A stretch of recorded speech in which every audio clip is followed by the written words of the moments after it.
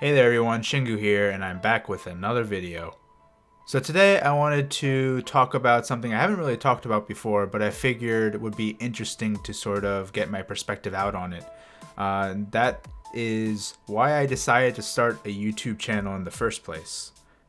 As I'm sure you all are aware, YouTube isn't exactly the friendliest platform for its content creators, especially right now. And it hasn't been getting any easier. In fact, it's been getting harder as time has gone on. However, my love of this platform really hasn't diminished at all, and it's for one very specific reason. The people that shaped me into the artist that I became today all existed first on this platform.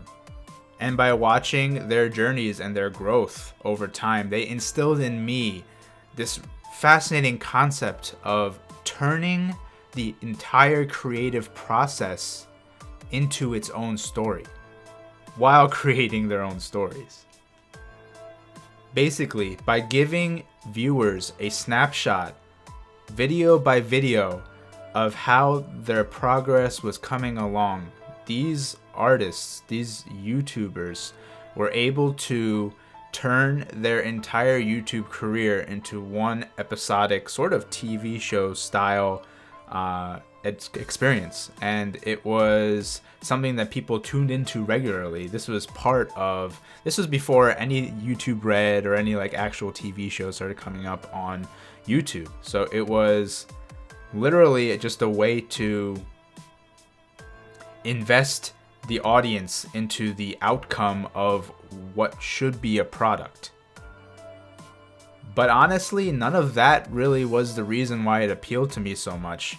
What really appealed to me was the connection.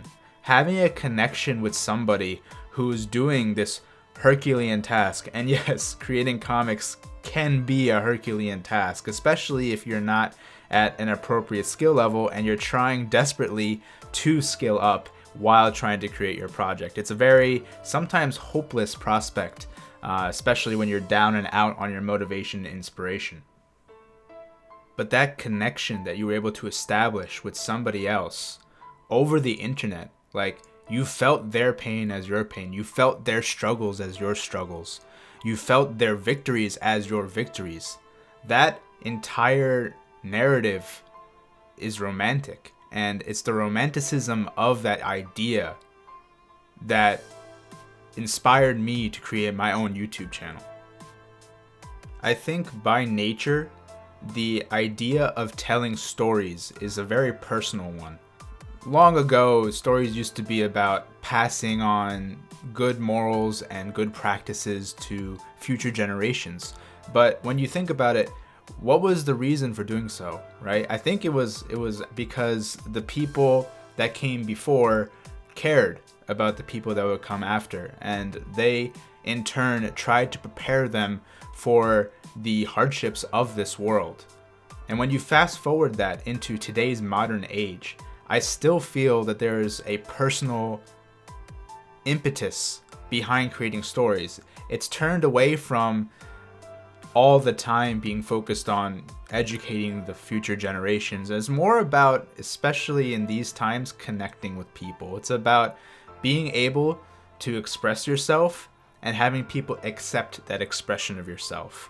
What you believe, how you see the world, what you think is right and what you think is wrong. It's all going to come out in a project you produce. And so if you can formulate connections via the work you produce, you will first of all feel like you have a place in this world because there are others that think similarly to you. But additionally, you will have left an impact on the world because that perspective gets added to the whole compendium of other perspectives that already exist in this world, and it will be referenced by people who discover it. And that lasting effect that you can have on humanity is absolutely precious. You could argue that humanity's instincts are just to be self-preserving, but I think that there's a little bit more to it than that, because we are thinking creatures. And so going back to the original, or I should say the beginning YouTube mangaka that made that dual narrative actually a thing on this platform, they established a connection. They left their mark on history, and they did it just by being themselves while tackling their projects. And it's this really weird thing to say in today's, I guess, internet age, because a lot of times you don't really have people who are just themselves and also making projects or posting content online. There's a lot of people who make or maintain a facade where they appear to be somebody, but in reality they're someone completely different. And the raw truth, seeing the fragility and also seeing the resolve and just the humanity of the person behind the pen or pencil, behind the tablet, that is everything I want to do. I don't ever want to be fake. I want to be able to connect to people, and I especially want to be able to do so through the projects I produce. It's not that I think my stories are great, it's that I think I have something that needs to be said, and I think people need to hear that. And that's really why I produce stories. And I think YouTube is, by and large, another extension of my desire to tell stories and my desire to leave an impact. And ultimately, that's also why I decided to create a YouTube channel. So hopefully this gave you a little bit of perspective as to me as a person and how I think. And I also wanted to pose a question to you, all who have watched. Why did you come onto the platform? Did you come just to experience and enjoy content? Did you come for inspiration, or did you come for something more? Please leave your comments down below. I'd be very curious to read those comments. As always, please like the video if you liked it, and if you haven't subscribed already, please subscribe, and I will see you guys in the next video. Take care.